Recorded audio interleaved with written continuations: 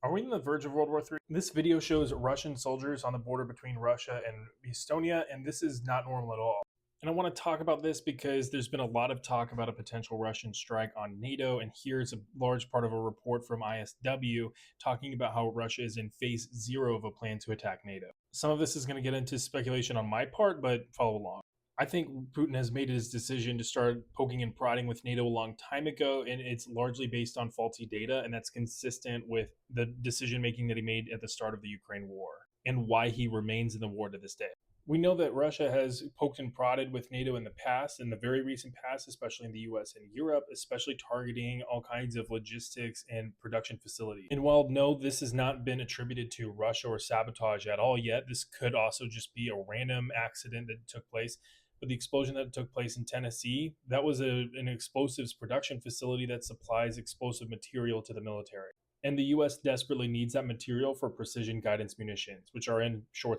Also, consider just how fractured Western countries are, especially in the US, UK, and parts of Western Europe. And that's due to rapid migration, sectarian, religious, and ethnic tension, and more general political division. It's also become fashionable among young people to start sporting communist regalia. And though these aren't the most intelligent amongst us, they're definitely some of the most propaganda pilled individuals in society. You know, the folks who think that Russia is the good guys and not committing a genocide in Ukraine. But I bring these exhibits, and these are only just a handful of many, many dozens of exhibits to represent basically how Putin may feel that the conditions are right for any kind of testing of NATO.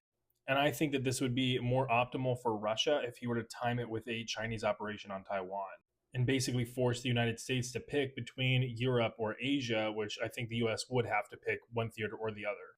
That said, I think we all know that Russia is in absolutely no shape to test NATO, and they would get their booties handed to them in a second. So, why exactly would he make this decision? Because he's not an idiot. Well, we know at the start of the war, he was being fed a lot of data from his advisors and cabinet members that was not accurate.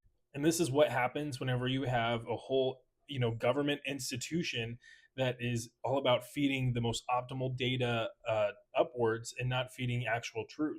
And so that truth gets whittled away to the point that whatever Putin himself is receiving is complete fabrication, but it paints a very rosy picture from what is otherwise not a good picture at all. That's why he feels that Russia can continue on with this conflict in Ukraine. And that may be why he feels that he can even test NATO. It's not because he's necessarily stupid by himself, it's because stupid people are feeding him bad data.